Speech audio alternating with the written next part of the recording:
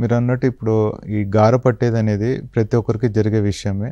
ఒకసారి ఈ గార పట్టిన తర్వాత ఏదైతే దీంట్లో ఉండే బ్యాక్టీరియా ఉంటుందో, ఆ బ్యాక్టీరియా అనేది మజిల్ ఫైబర్స్ మీద, లిగమెంట్స్ మీద అండ్ బోన్ మీద ఎఫెక్ట్ చూపించి ఉండే ఆ మజిల్స్ని అండ్ లిగమెంట్స్ని అండ్ బోన్ని కూడా కొద్దిగా తినడం జరుగుతుంటుంది. దీనివల్ల బోన్ లాస్ అనేది జరుగుతుంటుంది. ఇది క్రమంగా పెరిగే కొద్దీ చాలా ఇబ్బందిగా ఫీల్ అవుతుంటుంది అనమాట. ఇప్పుడు మీరు ఇది చూసారనుకోండి, ఇక్కడ చూసినట్టయితే మొత్తం అంతా బోన్ లాస్ అంతా అయిపోయి ఈ పంటికి చుట్టూ మొత్తం బోన్ అంతా అరిగిపోయింది. దీనివల్ల పేషెంట్కి అనేది ఇంకా ఎక్కువ పళ్ళు కదలడం అనేది ఇబ్బంది జరుగుతుంటుంది. సో ఈ చిగుర్ల వ్యాధి వెంటనే ఎట్లా తెలుస్తుందంటే, ఫస్ట్ పేషెంట్ కంప్లైంట్స్ మెయిన్లీ ఒక స్మెల్, నెక్స్ట్ వచ్చి bleeding of the gums. Doctor గారు మేము బ్రష్ చేసినప్పుడు చాలా బ్లీడ్ అవుతుంటుంది, ఎందువల్ల?